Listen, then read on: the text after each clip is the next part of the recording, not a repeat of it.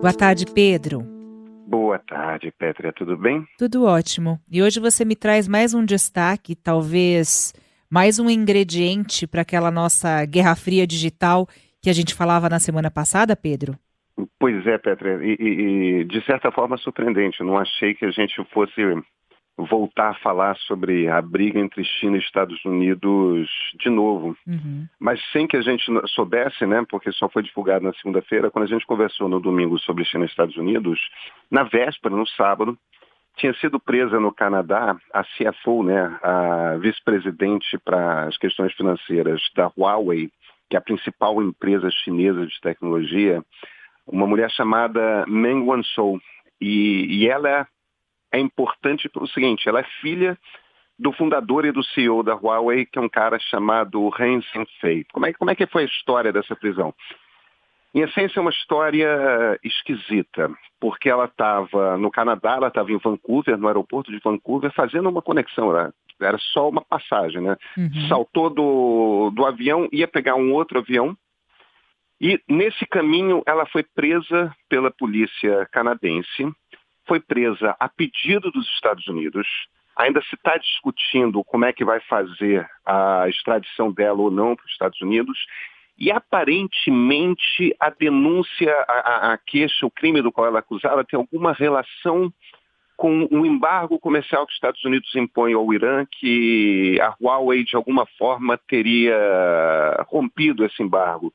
Só que não é muito claro o que a Huawei tem a ver com o embargo, o que ponto do embargo exatamente foi violado e tudo mais. Pétria, no fim das contas, a história é a seguinte, parece que houve uma grande desculpa e os Estados Unidos decidiram prender a número 2 da maior empresa de tecnologia chinesa.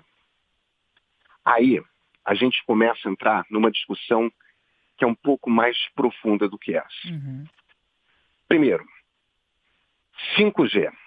A partir o protocolo 5G, ou seja, a nova geração da telefonia celular, foi definido em janeiro desse ano, janeiro de 2018. Todas as grandes empresas de telefonia se reuniram, isso são várias reuniões, o que vai ter nesse protocolo, o que não vai ter, no fim das contas você tem que combinar um protocolo junto, uma língua que todos os novos telefones vão falar, para que não importa a operadora no mundo, todos sejam sempre compatíveis. Isso foi definido em janeiro de 2018. A partir daí, as empresas que fabricam equipamento de infraestrutura, ou seja, roteadores, antenas, tudo aquilo que você precisa comprar para instalar e fazer a sua rede 5G, começaram a trabalhar nisso. A primeira empresa, no primeiro semestre de 2018 inteiro, só tinha uma empresa a qual você podia bater a porta, você é uma operadora de telefonia celular em qualquer lugar do mundo. No primeiro semestre desse ano, só a Huawei tinha esse equipamento à venda. Porque eles foram muito mais ágeis do que qualquer outro no mundo. Hoje, duas empresas escandinavas, a Ericsson da Suécia e a Nokia da Finlândia, também já começam a ter equipamento 5G à venda. Aí, se você é uma operadora de telefonia celular, Pedro, você tem um problema que é o seguinte. Isso é uma vantagem competitiva. Quem é que vai ser a primeira operadora em São Paulo a se virar para os seus clientes e falar, se você quiser usar no centro de São Paulo, nos principais bairros de São Paulo, telefonia 5G, quem é que vai ter isso à venda? Quem tiver primeiro vai ganhar e vai atrair uma quantidade muito grande de clientes. Isso vale para São Paulo, isso vale para Nova York, isso vale para lá, qualquer lugar. Você lembra como é que foi o 4G quando começou a aparecer? É a mesma coisa. O problema é, se você quer ser o primeiro, você não escapa de comprar equipamento Huawei. Claro. Porque, em essência, é praticamente o único durante 2018 que teve esse equipamento à venda. Agora, só me tira uma dúvida, Pedro. Essa é uma tecnologia, só para eu me situar. A Huawei tem essa tecnologia. Na época do 4G, do 3G, você se lembra quais eram as empresas? Por exemplo, a Apple deteria isso ou não? É uma outra... Não, porque isso não é, Pétria, o equipamento, o aparelho... Do celular. O celular. Tá. Isso é equipamento de infraestrutura mesmo, aquelas antenas que a gente vê no alto dos prédios. Sei. Os roteadores são grandes caixas de vários computadores lá dentro que recebem o sinal das antenas e jogam na fibra ótica. Quer dizer, a gente está falando de equipamento pesado mesmo. Tá. A Huawei é uma, tem outra chinesa chamada ZTE, que faz isso, tem a Qualcomm, que é americana, tem... evidentemente a Ericsson e a Nokia, você tem uma série de empresas. O problema é o seguinte, entre você definir o protocolo e você começar a fabricar o equipamento, demora um tempo. E eles foram Os super chineses rápidos. já estavam prontos, eles conseguiram ser extremamente ágeis.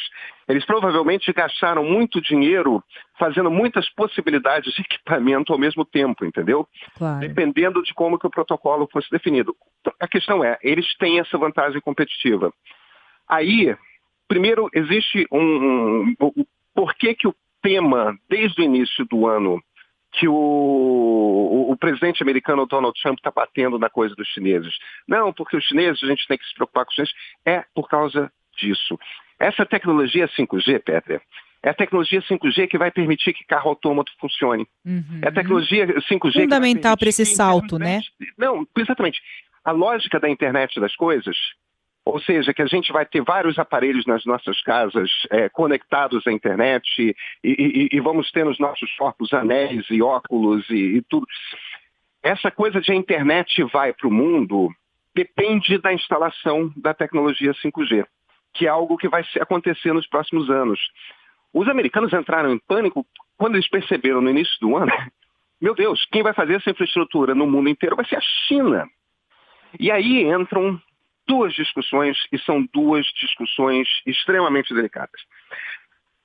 Os americanos, as agências de inteligência americanas, acusam a Huawei de plantar o que eles chamam de backdoors, né? Portas dos fundos que permitem que hackers entrem naquela rede.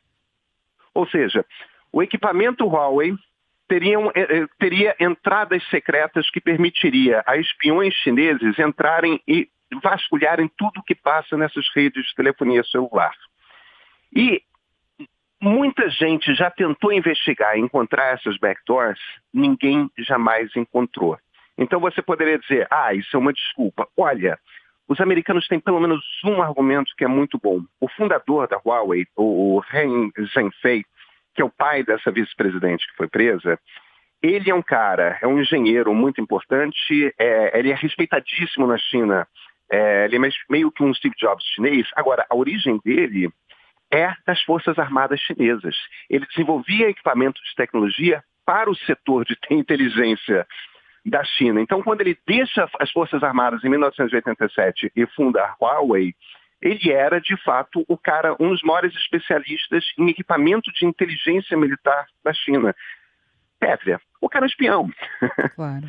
Quer dizer, ninguém jamais encontrou, mas é razoável acreditar que os americanos tenham razão. E na semana passada, o chefe do MI6, que é o equivalente britânico da CIA, ele falou a mesma coisa. Olha, nós temos razões para acreditar que o equipamento da Huawei é um equipamento espião. Quer dizer, se você monta uma rede usando esse equipamento, você está com suas portas escancaradas das suas redes de comunicação no seu país, escancaradas para que os chineses ouçam e vejam tudo que está passando ali.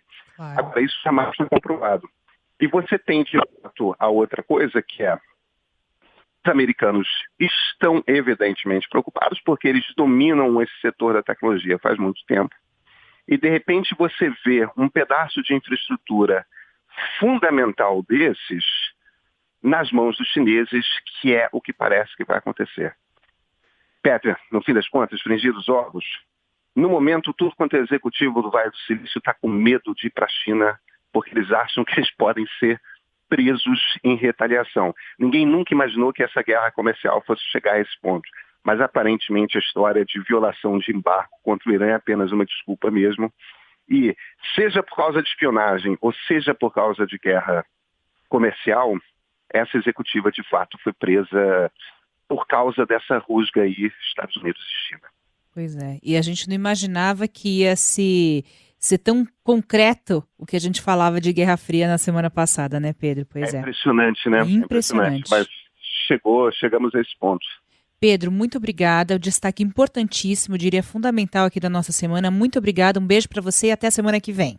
Até, Peter. Tchau, tchau.